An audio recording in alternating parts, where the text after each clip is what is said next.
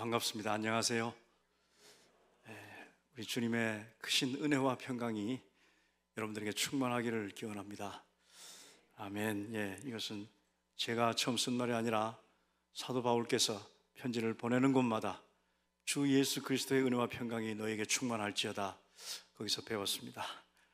예수 그리스도의 은혜와 평강이 충만하기를 축복합니다. 오늘 찬양대는 너무너무 찬양을 잘 하셨습니다. 제가 들은 찬양 중에 최고입니다. 그러면 여러분 아멘 하셔야 되는 거 여러분 아십니까? 역시 우리 서현교회입니다. 서현교회는 혹시 우리 김경은 목사님 목회하시던 그 시절에 우리 세광교회와 서현교회는 마치 형제처럼 그렇게 가까웠습니다. 제가 처음 부임했을 때 얼마나 서현교회에 자주 왔으며 또 김경은 목사님께서 얼마나 우리 세광교회에 많이 오셨는지 마치 우리 교회가 서현교회 같고 서현교회가 그건 여러분들의 생각이니까 그런 때를 기억합니다. 그래서 더 반갑고 더 좋습니다. 우리 이상호 목사님과는 정말 친밀한 목회에 제가 도움을 받는 그런 교제를 나누고 있습니다. 오늘 찬양대 헌신예배인데 오늘 여러분들과 함께 나눌 말씀은 예배로 하나님께서 일하시게 하라. 우리가 예배를 드릴 때 하나님께서 일하십니다. 우리가 할 수 없는 일을 하나님께서 하십니다. 이 역사를 성경을 통해서 한번 살펴보려고 합니다. 제가 얼마 전에 읽은 글 가운데 2014년경 미국 캘리포니아 북부 지역에 어떤 부동산을 많이, 야산 같은 부동산을 많이 가진 사람의 일이 기사가 신문에 실렸다고 합니다. 부부가 땅이 넓으니 자기 땅에서 개를 산책을 시키곤 했습니다. 그런데 어느 날 부인이 높은 곳을 지나가다가, 매일 지나다니는 길인데 높은 곳을 지나가다 아래에 있는 나무를 보았는데 그 나무 밑에, 나무 옆에, 나무 밑에 깡통 하나가 보이는 것을 발견했어요. 녹슨 깡통이었습니다. 그래서 저게 뭔가 하고 조사하기 시작했습니다. 여러분, 조사하는 건 참 좋고 중요하다고 생각합니다. 왜냐하면 그 깡통 속에 금화가 가득 든 것을 발견했기 때문입니다. 그리고 더 좋은 것은 그런 깡통이 5개나 더 있다는 것을 발견했어요. 그 깡통 속에 있는 금화는 150년 정도 기간 동안 거기에 묻혀 있었는데, 당시에 캘리포니아에 지폐를 사용하는 것이 불법일 때 금으로 주화를 만들어서 거기다 넣고 땅에다 묻었는데요, 대개 $5짜리, $10짜리, $20짜리들이 있었지만 그것을 다 모아봤더니 그 액면 가격은 27,000불 정도였습니다. 그러니까 한국 돈으로 하면 3천 몇백만 원 되겠죠. 그런데요, 오래됐고 그리고 희귀하고 보관 상태가 굉장히 좋아서 굉장한 가치를 가지게 되었는데, 거의 대부분의 동전 하나에 100만 불. 놀라지도 않으시네. 13억 정도, 동전 하나에 13억 정도 되는 값이 나는 그런 동전을 발견했다고 신문에 났습니다.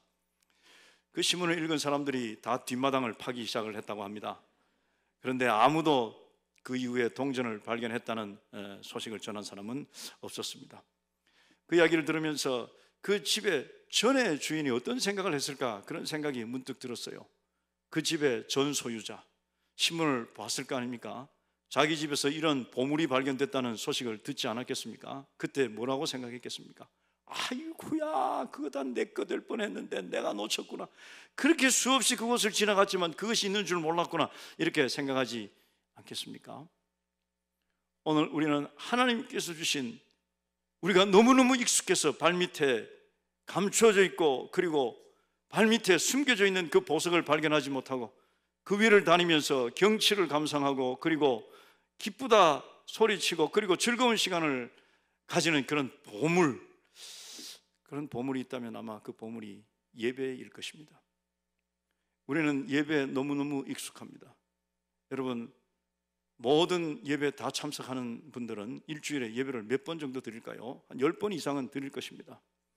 예배를 너무 많이 드리니까 예배에 나와서 예배의 기쁨은 있지만 그 예배가 주는 보배 같은, 황금 같은 그런 보석들, 그것을 발견하지 못하고 예배가 주는 얕은 기쁨, 그 기쁨을 누리면서 예배 시간을 보내는 사람들이 만일 있다면 오늘 이 말씀을 통해서 예배의 보석을 켜는 시간 될 수 있기를 바랍니다. 성경은 광맥입니다. 성경은 금광맥과 같은 것입니다. 그것을 그냥 지나가는 것이 아니라 그 속에 들어가서 파고 또 파서 그것을 내 것으로 만드는 것, 그것은 너무너무 유익한 일일 것입니다. 오늘 본문의 말씀은 예배가 무엇인지를 말씀해 주고 있어요. 오늘 제가 여러분들과 함께 나눌 말씀은 예배입니다. 예배가 도대체 무엇인가? 그리고 우리가 예배할 때 무슨 일이 우리들에게 일어나는가? 오늘 성경 몇 곳을 통해서 살펴보려고 합니다. 여러분 혹시 진흙탕에 늪 같은 데 빠져보신 적이 있습니까? 이런 경험을 가진 분들은 별로 없을 것입니다. 그러나 우리가 TV나 다큐멘터리를 볼 때, 또 오지를 여행하는 사람들을 볼 때 늪에 빠진 그런 경우들을 가끔 보게 됩니다. 흙 속에 갇혀서 도무지 빠져나올 수가 없어요. 빠져나올 수 있는 길이 없어 꼼짝 못하고 있습니다. 때때로 우리들의 삶이 이렇습니다. 오늘 기도하실 때도 언급하셨습니다만 우리는 코로나 팬데믹이라고 하는 그런 깊은 늪에 빠졌다가 이제 겨우 빠져나올 듯 말 듯한 그런 상황에 처해 있습니다. 우리들의 삶은 우리를 굉장히 깊은 늪이나 굉장히 깊은 진흙탕 속으로 우리들을 집어넣습니다. 경제적인 문제로 갑자기 진흙에 빠지고 관계가 깨지면서 관계가 문제가 생기면서 우리는 진흙탕 그 늪 속으로 들어갑니다. 세상은 우리를 이렇게 늪 속으로 빠뜨리는 것, 그것이 세상이 너무너무 잘하는, 최고 잘하는 일이라고 생각을 합니다. 그 안에서 우리들의 삶은 어떻습니까? 길을 찾기 위해서 몸부림치는 일입니다. 그러나 길이 잘 보이지 않아요. 그런데 성경은 말씀하기를 그 안에서 그 어떤 늪도 그것이 지나가는, 그 자동차가 지나가는 것을 방해할 수 없는 그런 강력한 파워의 자동차가 있는데, 나갈 수 있는 수단이 있고 힘이 있는데 그것이 예배다, 이렇게 말씀하십니다. 이때는 아멘 하시면 참 좋은데요, 예배는 우리가 진흙탕 속에서 빠져나올 수 있는, 어쩌면 하나님께서 우리에게 주신 유일한 수단이요 유일한 힘이라 말할 수 있을 것입니다. 예배는 우리들을 흙탕, 진흙탕 물을 지나가게 합니다. 늪을 빠져나가게 합니다. 어떤 것도 그것이 나가는 길을 막을 수 없고 그리고 멈출 수 없다는 것, 그것이 성경이 우리에게 주는 메시지입니다.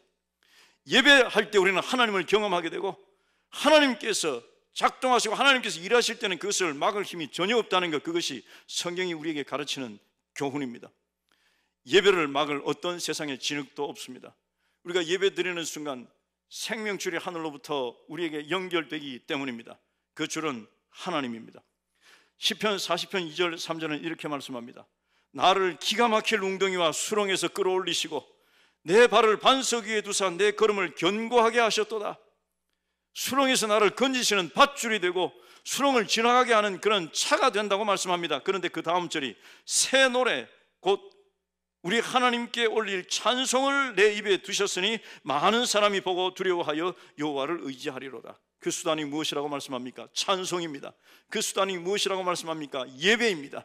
예배 드리는 그 순간 하나님과 우리가 연결됩니다. 하나님의 임재가 우리 가운데 있으며 우리를 그 웅덩이와 수렁에서 건져 올리신다고 말씀하고 있습니다. 이것이 예배의 능력입니다. 이미 하나님께서 그 능력을 우리에게 주셨어요. 사도 베드로는 베드로후서 1장 3절에 이렇게 말씀합니다. 그의 신기한 능력으로 생명과 경건에 속한 모든 것을 우리에게 주셨으니, 이미 우리에게 주셨습니다. 우리가 하나님 자녀되는 그 순간, 새로 거듭나는 순간 하나님께서 모든 신령한 것, 그 능력을 우리에게 주셨어요. 예배할 수 있는 능력을 우리에게 주셨습니다. 우리 안을 잘 살펴보십시오. 하나님께서 신령한 능력을 주셨음을 발견하게 될 것입니다. 이것은 마치 아기가 태어날 때, 태어난 아기 신생아를 부모가 집으로 데리고 옵니다. 신생아가 자라면서 그가 어른이 될 때까지 필요한 모든 능력, 그것을 하나님께서 이 아기에게 다 주셨다는 사실을 우리는 알고 있습니다. 예를 들어서 이 아이가 커서 걸을 때가 되었어요.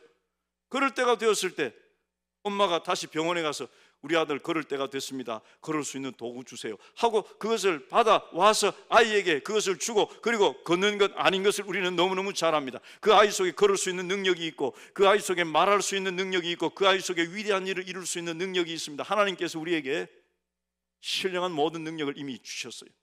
우리는 그것을 발견해야 합니다. 아까 그 황금 동전을 발견한 사람처럼 매일매일 밟고 다니고 매일매일 자기의 소유 안에 있었지만 잘 몰랐던 그것들, 이제 우리는 예배를 통해서 그것을 발견하게 될 것입니다. 하나님께서 우리에게 주신 그 능력들을 잘 사용하고 잘 배치시킨다면 우리는 우리들의 삶에 하나님의 놀라운 역사를 매일매일 경험하면서 살게 될 것입니다. 그 중에 가장 강력한 파워가 예배입니다. 예배가 왜 중요한지 아십니까? 왜 예배가 능력인지 아십니까? 예배할 때 우리는 하나님의 임재를 경험하게 되기 때문입니다. 세상에 하나님의 임재보다 더 강한 능력이 어디에 있습니까? 하나님의 임재보다 더 사태를 뒤바꿀 수 있는, 그런 순간적으로 바꿀 수 있는 그런 능력이 세상에 어디에 있습니까? 하나님의 능력입니다. 우리가 예배하는 그 순간 하나님께서 우리들의 삶에 역사하실 것이고 우리들의 삶에 엄청난 놀라운 일들이 일어나게 될 것입니다. 왜냐하면 하나님을 경험하게 되기 때문입니다. 예배의 목적은 하나님을 경험하는 것입니다. 우리의 온 존재가 다 예배에 참여합니다. 성경은 우리의 존재를 몸과 그리고 혼과 그리고 영혼 이렇게 분류합니다. 쉽게 말하면 몸이 있고 마음이 있고 영혼이 있습니다. 우리의 몸이 하나님께 나가 그 예배에 참여해야 합니다. 그리고 우리의 마음이 쏟아 부어져야 합니다. 마음을 다하여 주 너의 하나님을 사랑하라고 말씀하셨습니다. 그리고 우리의 영이 작동할 때 우리는 참된 예배를 드릴 수가 있습니다. 세상에 그 열광하는 음악회, 그 콘서트와 다른 점이 무엇인지 아십니까? 그 세상에 그 열광하는 콘서트는 몸이 가고 마음만 갑니다. 영혼이 가지 않습니다. 그래서 어떤 웅장한 음악회라 할지라도 예배가 될 수 없는 것입니다. 우리는 하나님 앞에 나왔습니다. 우리의 몸이 나왔고 우리의 마음이 하나님을 향해 있습니다. 그리고 우리의 영이 하나님께 예배할 때 하나님께서 우리의 삶에, 하나님께서 우리 존재 가운데 임재하신다는 사실을 기억하십시오. 사람들은 하나님의 임재를 구합니다. 그런데 너무나도 감사하게 하나님께서는 하나님의 임재를 우리에게 보여주시고 하나님의 임재를 경험하게 하시기를 원하신다는 사실을 기억하십시오. 오늘 신약 성경에 처음 예배라는 단어가 나오며 예수님께서 예배에 대해서 가르치는 그 사건을 한번 먼저 생각하면서 오늘 본문으로 가려고 합니다. 요한복음 4장에 예수님께서 예배에 대해서 가르치십니다. 누구에게 가르치십니까? 예수님의 수제자에게 가르치십니까? 아니면 종교 지도자들에게 가르치셨습니까? 아니었습니다.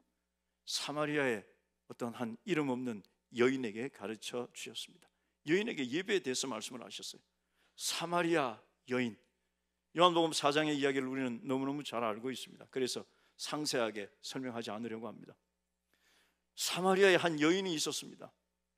이 여인을 예수님께서 일찍 가셔서 우물가에서 기다리고 계셨어요. 신적 약속입니다. 오늘 하나님께서 우리를 기다리고 계신다는 사실을 여러분 믿으십니까? 우리를 만나기를 원하신다는 사실을 믿으십니까? 한 여인이 우물가에 왔어요. 예수님께서 그 여인에게 물 좀 달라 이렇게 말씀을 하셨어요. 이 여인은 갑작스러운 예수님의 질문에 아마 경계심을 다 늦추고 예수님과 대화를 나누기 시작했습니다. 유대인과 사마리아인은 대화를 나누지 않습니다. 유대인은 사마리아인을 멸시합니다. 예수님께서 사마리아로 가셨지만 사마리아인들은 유대인들이 멸시하는 그런 부류의 사람들이었습니다. 역사적인 배경은 이렇습니다. 이스라엘과 유다가 나뉘어지고 그리고 북쪽 이스라엘이 BC 722년에 아수르에게 망했습니다. 아수르는 이 정복한 그 지역에 아수르 사람들이 들어와서 그곳에서 이스라엘 사람들과 함께 혼혈 족속으로 사는 그 정책을 택했습니다. 그리고 BC 576년에 유다가 망했습니다. 유다는 하나님께서 특별한 방법으로 유다를 보호하셨는데 유다의 순 하나님의 백성들을 바벨론으로 이거시키시고 거기에서 이스라엘 백성들을 보호하신 후에 다시 유다로 다시 돌아오게 하셨습니다. 그들의 혈통을 유지하고 있었다는 것입니다. 그래서 그 유대인들은 혈통이 아수르와 섞인 이 사마리아 사람들을 멸시했습니다. 멸시하는 것이 오히려 자기들의 종교심에 더 부합했고 그것을 오히려 더 자극하는 그런 가르침들이 있었습니다. 그런 사마리아 사람, 그 사마리아 사람에게 예수님께서 물 좀 달라 이렇게 말씀을 하셨어요. 오늘 예수님이 만난 이 사마리아 사람은 마치 야구에 비유한다면 삼진 아웃을 당한 사람과 같다고 볼 수 있어요. 어떤 소망도 없는 사람일 것입니다. 먼저 스트라이크를 3번 맞아야 삼진 아웃인데요, 첫 번째 퍼스트 스트라이크는 사마리아인이었고 두 번째 스트라이크는 여자였다는 것입니다. 우리 여성도님들이 들으면 좀 기분이 나쁠 수 있지만 당신은 여자들을 카운트도 하지 않았습니다. 그리고 여자들에 대해서 굉장히 멸시했습니다. 그리고 세 번째 스트라이크는 이 여자가 간음죄를 저지른 여인이었다는 사실입니다. 예수님께서 네 남편 데리고 오너라 이렇게 말씀을 하실 때 나는 남편 없어요 그렇게 말하잖아요. 예수님께서 그래 맞다, 너에게 남편 5이 있었잖아, 그지? 지금도 결혼 안 하고 사는 한 남자 있지, 지금 네 구들장에 들어 누워 있는 남자 하나 있잖아. 예수님께서 이렇게 말씀을 하셨어요. 간음한 여인, 사마리아 사람의 여자의 간음한 사람, 많은 사람들이 생각지도 않을 이 사람에게 예수님께서 가셨어요.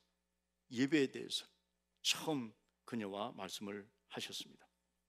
이 여자가 예수님께 예배에 대한 주제를 가지고 옵니다. 상세하게 여러분 그 대화를 나눌 수는 없지만 이 여인은 참된 예배가 무엇인지 알기를 원했어요. 당시의 예배에 대해서 많은 사람들이 말합니다. 예배가 무엇이냐면 어디에 대해서 드리는 것이 예배야, 누가 드리는 것이 예배야, 예배에 대해서 정의할 때 어디에서 드리는가, 누가 드리는가 하는 것이 그들의 예배에 대한 생각의 전부였습니다. 이 여인이 그것이 궁금했어요. 이곳 그리심산에서 드리는 예배가 진짜 예배입니까? 예루살렘에서 드리는 예배가 진짜 예배입니까? 그리고 어디까지 가야 남자가 드리는 예배가 진짜 예배입니까? 누가 예배 드리는 것이 진짜 예배입니까? 여러분 예수님께서 계실 때 성전에서 예배 드릴 때 여자들은 가지 못하는 장소가 있었어요. 여인의 뜰까지 밖에 못 갔어요. 그렇다면 예배가 도대체 무엇입니까? 누가 드려야 하는 것, 어디에서 드려야 하는 것이 예배입니까? 라고 예수님께 질문할 때 예수님께서는 마치 그 여인을 존중하는 것처럼 그 얘기를 다 들어주셨어요. 그리고 예수님께서 참된 예배에 대해서 말씀하셨습니다. 이 여인이 알고 있는 예배 범주에는 이 여인이 들어갈 수가 없었어요.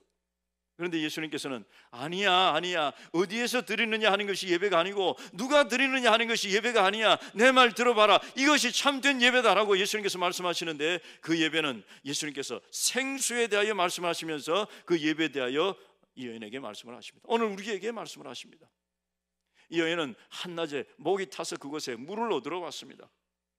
예수님께서는 네가 목이 타서 물을 얻으러 왔다마는, 육체에 물을 얻으러 왔다마는 너에게 정말 필요한 것은 영혼의 생수야, 영혼의 생수야, 이렇게 말씀하시면서 대화를 이어가시는데요. 대화는 동문서답을 하는 것처럼 서로 맞지 않는 그런 대화를 하는 것처럼 보여지지만 한 주제를 향해서 달려가고 있습니다. 그 주제는 예배입니다. 그 예배는 생수가 강처럼 터져 나오는 것, 그것이 참된 예배라고 예수님께서 말씀을 하시는데요. 요한복음 4장 10절 말씀입니다. 예수께서 대답하여 이르시되 네가 만일 하나님의 선물과 또 내게 물 좀 달라는 이가 누구인 줄 알았더라면 내가 그에게 구하였을 것이요 그가 생수를 내게 주었을 것이다. 생수에 대하여 말씀을 하셨어요. 그리고 14절 말씀에 내가 주는 물을 마시는 자는 영원히 목마르지 아니하리니 내가 주는 물은 그 속에서 영생하도록 솟아나는 샘물이 되리라. 여인은 이것이 가지고 싶었어요. 우리 모두에게 필요한 것이 이 생수입니다. 그런데 예수님께서 이 생수를 어떻게 가질 수 있느냐? 예배를 통해서 너희는 이 생수를 얻을 수 있다라고 말씀을 하셨어요. 예배를 통해서 그것을 가져올 수 있습니다. 예배를 통해서 그것을 경험할 수 있습니다. 예수님께서 말씀하신 것이 이것이었습니다. 23절 말씀인데요, 아버지께 참되게 예배하는 자들은 영과 진리로 예배할 때가 오나니. 그렇습니다. 그리심산도 아니고 예루살렘도 아니에요. 남자도 아니고 여자도 아닙니다. 이것도 아니고 저것도 아니라 영과 진리로 예배하는 자, 그가 참된 예배를 하는 자다라고 예수님께서 말씀을 하셨어요. 그리고 곧 이때라 아버지께서 자기에게 이렇게 예배하는 자들을 찾으시느니라 말씀을 하셨습니다. 예배가 무엇인지를 말씀해 주셨어요. 예배는 어느 곳에서 드리느냐, 이것이 예배가 아니었습니다. 누가 드리느냐, 이것이 예배가 아니었습니다. 어떻게 드리느냐, 이것이 형식이 예배가 아니었습니다. 예배는요, 영이신 하나님께 영으로 드리는 것이었고 예배는 진리로 드리는 것이었습니다. 이것이 예배의 실체였어요. 하나님께서는요, 이런 사람들을 찾습니다. 영으로 예배하는 자들을 찾습니다. 그리고 그에게 생수를 부어주시되 오늘 본문에서 말씀하고 있는 것 같이 생수의 강을 그에게 열어주신다는 사실, 예수 그리스도의 생수는 예배를 통해서 흘러갑니다. 오늘 찬양대가 찬양을 했습니다. 이 찬양은 예배입니다. 오늘 여러분들이 예수 그리스도께서 우리에게 주시는 생수를 경험하는 복된 시간 될 수 있기를 바랍니다. 예배 참석하는 우리 모두는 다 영과 진리로 하나님께 예배 드리는 것입니다. 이때 우리는 하나님을 경험하게 되고 하나님을 만나게 된다는 사실을 기억하십시오. 우리가 하나님의 임재 가운데 있을 때 우리들의 삶의 모든 것은 변합니다. 어떤 것이 갑자기 우리들의 삶을 변화시킬 수 있는 능력이 있을까요? 세상에 어떤 것도 있을 수 없을 것입니다. 그것은 오직 하나님의 임재입니다. 예수님께서는 예배에 대해서 말씀을 하셨는데요, 정확하게 예배에 대해서 말씀을 하신 것이 아니라 예배 그 자체를 말씀하셨습니다. 이 여인에게 필요한 것은 예배 그 자체였고, 이 여인에게 필요한 것은 예수 그리스도였습니다. 예수님께서는 예배는 이런 거야, 이렇게 드리는 거야 라고 말씀하신 것이 아니라 예배는 이것이다 라고 말씀을 하셨습니다. 이것이 예수님께서 가르치심의 특징입니다. 예수님께서는 진리를 가르치실 때 세상의 많은 위인들은요, 여러분 진리가 여기에 있습니다, 이것이 진리입니다, 여러분 이리 와 보십시오, 저것이 진리입니다, 이렇게 진리에 대해서 선언합니다. 그런데 예수님께서는 그렇게 하시지 않았어요. 얘들아 여기에 진리가 있다 말씀을 하시지 않고 내가 진리다 말씀을 하시고 내가 길이다 말씀을 하셨습니다. 나로 말미암지 않고는 아버지께로 올 자가 없다고 말씀하셨어요. 오늘 예배에 대해서 말씀을 하시는 것이 아니라 예배 자체이신 예수 그리스도, 오늘 그 예수 그리스도를 예배 드림으로 만나기를 예수님께서 원하셨다는 사실을 기억하십시오. 두 번째, 예배는 그때를 경험하는 것입니다. 예배 드릴 때 어떤 일이 있는지를 경험하는 것입니다. 말라기 선지자는 이제 앞으로 열방들이 다 나와, 모든 사람들이 다 나와 하나님께 예배하게 될 것이라고 예언했습니다. 말라기 1장 11절인데요, 만군의 여호와가 이르노라, 해 뜨는 곳에서부터 해 지는 곳까지 이방 민족 중에서 내 이름이 크게 될 것이라. 이제 모든 세계가, 온 세계가 나에게 예배할 것이다, 이렇게 예언하셨습니다. 하나님께서 그렇게 말씀하셨다고 성경에 기록되어 있습니다. 하나님께서는 열방이 예배하기를 원하십니다. 예배 때 하나님께서, 하나님의 백성이 예배 드릴 때 하나님께서 하나님의 임재를 그들에게 보여주신 그 많은 역사들, 오늘 우리가 역대하를 읽었습니다만 역대하 조금 앞으로 올라가 역대하 5장 11절에서 13절 사이에는 이렇게 기록되어 있습니다. 그때에는 제사장들이 그 반열대로 하지 아니하고 스스로 정결케 하고 성소에 있다가 나오매 노래하는 레위 사람과 아삽과 헤만과 여두둔과 그의 아들들과 형제들이 다 세마포를 입고 제단 동쪽에 서서 제금과 비파와 수금을 잡고 또 나팔 부는 제사장 120명이 함께 서 있다가 나팔 부는 자와 노래하는 자들이 일제히 소리를 내어 여호와를 찬송하며 감사하는데 나팔 불고 제금 치고 모든 악기를 올리며 소리를 높여 여호와를 찬송하여 이르되 선하시도다, 그의 자비하심이 영원히 있도다 하매. 여러분, 이 그림이 보여지지 않습니까? 오늘 여러분의 그림이에요. 오늘 동쪽에 앉은 그 찬양대들처럼 찬양대가 한쪽에 앉고 악기들이 다 함께 마음을 모아서 하나님을 찬양합니다. 온 백성들이 다 하나님을 찬양하고 하나님께 예배하는 그 아름다운 모습들, 지금 우리들이 하고 있는 그 모습이에요. 그런데 그 다음 말씀, 그때에 at that moment라고 성경은 말씀하고 있는데요, 예배는 그것을 경험하는 것입니다. 그때에 여호와 이전에 구름이 가득한지라. 14절 말씀, 제사장들이 그 구름으로 말미암아 능히 서서 섬기지 못하였으니 이는 여호와의 영광이 하나님의 전에 가득함이었더라. 그렇게 예배할 때 여호와의 영광이 전에 가득했다고, 하나님의 임재가 전에 가득했다고 말씀하고 있습니다. 오늘 하나님의 임재가 이곳에 가득함을 여러분 믿으십니까? 우리들이 신령과 진정으로 영과 진리로 하나님께 예배할 때, 우리들의 찬양이 하나님께 올려질 때, 바로 그때 그 순간 하나님의 영광이 이곳에 임하신다는 사실, 하나님의 임재가 이곳에 임하신다는 사실을 기억하십시오. 이제 우리는 그 하나님의 임재를 경험하기 위해서 매일매일 교회로 나와야 할까요? 이 건물 안으로 들어와야 할까요? 그렇지 않습니다. 성경은 우리들에게 분명히 말씀하기를 너희 몸은 너희가 하나님께로부터 받은 너희 가운데 계신 성령의 전인 줄 알지 못하느냐. 이제 우리 몸이 전입니다.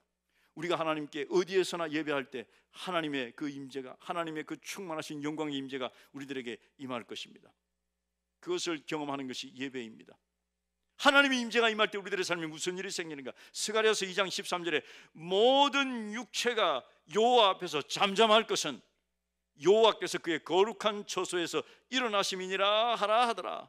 여호와께서 일어나실 때, 여호와 임재로 가득 찰 때 무슨 일이 생깁니까? 모든 육체가 여호와 앞에서 잠잠하다 그랬어요.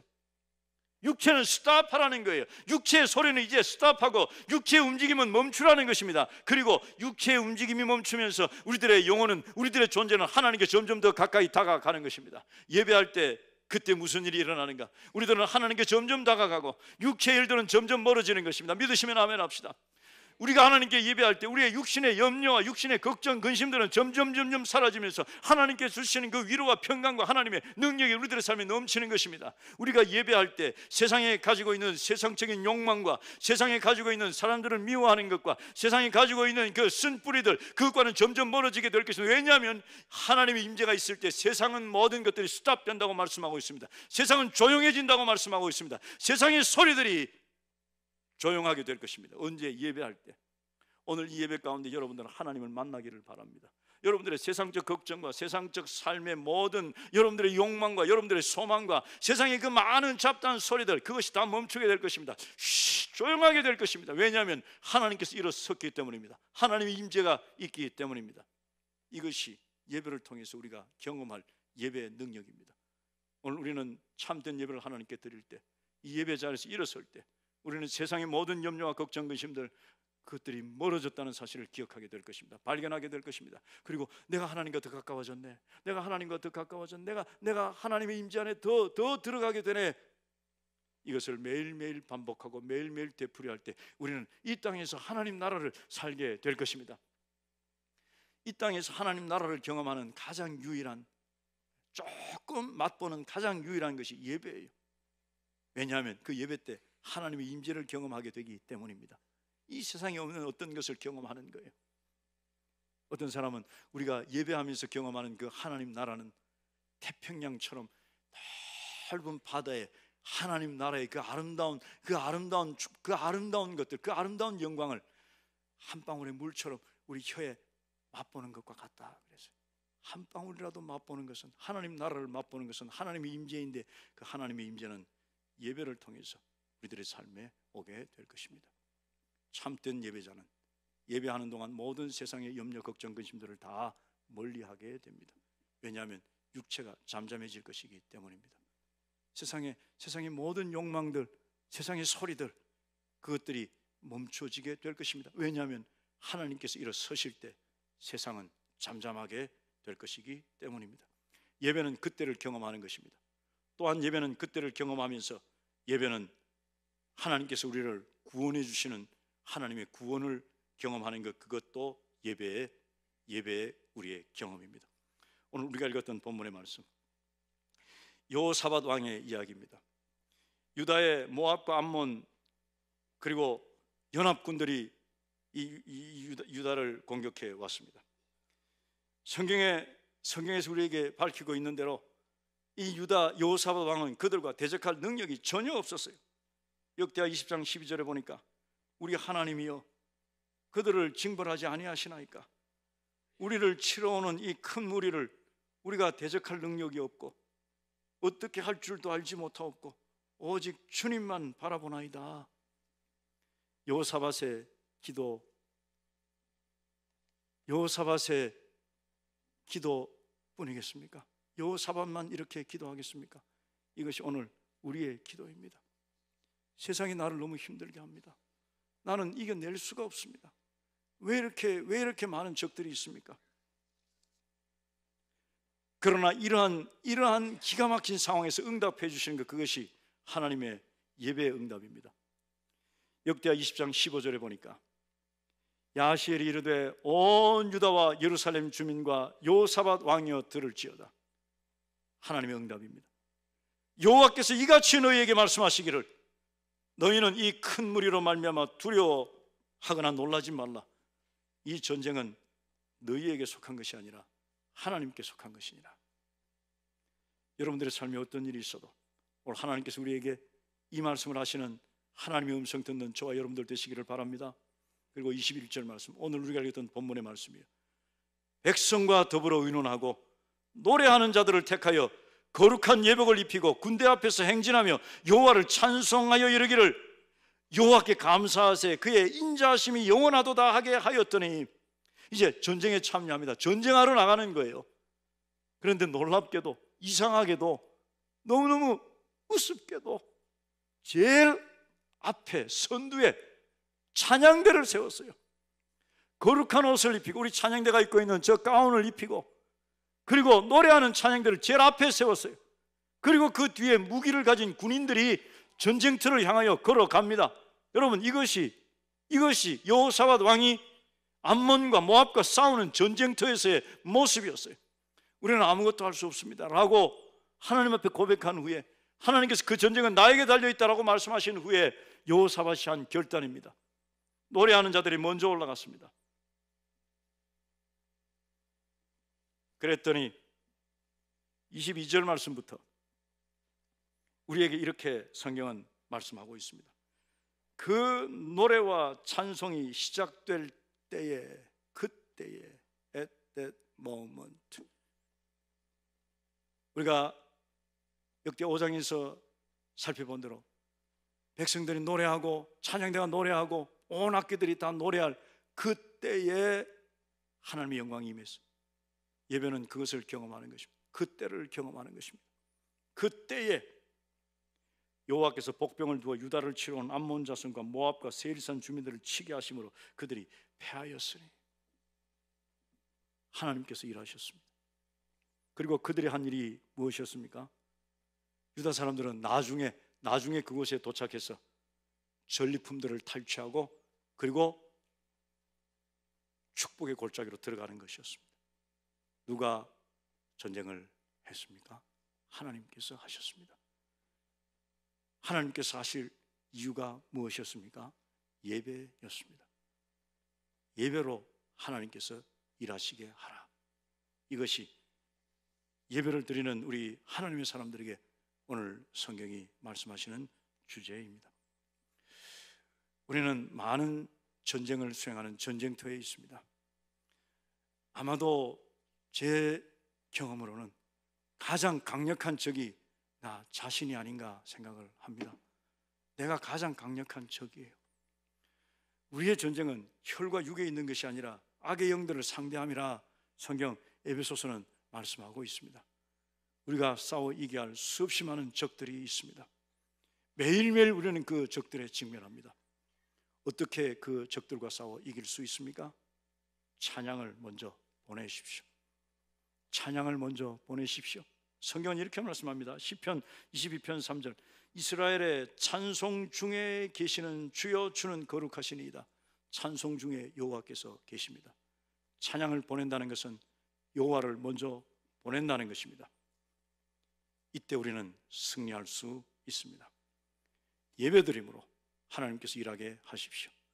이제 우리는 전쟁터로 갈 것입니다. 이제 이 예배의 자리를 떠나서 삶의 현장으로 갈 것입니다. 전쟁이 우리를 기다리고 있습니다. 모압이 우리를 기다리고 있고 암몬이 우리를 기다리고 있습니다. 우리가 우리의 힘으로 싸워 이길 수 없는 적들입니다. 나는 이길 수 없어요. 나는 아무것도 할 수 없어요. 하나님께서 말씀하십니다. 그 전쟁은 너에게 달려있는 것이 아니라 나에게 달려있다. 그리고 오늘 본문에서 말씀하시는 대로 찬송하라, 예배하라. 그때 하나님께서 역사하십니다. 오늘 우리가 읽은 마지막 절 26절입니다. 넷째 날에 무리가 브라가 골짜기에 모여서 거기서 여호와를 송축한지라. 그러므로 오늘까지 그곳을 브라가 골짜기라 일컫더라 라고 말씀합니다. 브라가 골짜기, 송축이라고 성경에 기록되어 있지만 여러분 브라가 골짜기를 한번 찾아보십시오. Valley of Blessing입니다. 축복의 골짜기.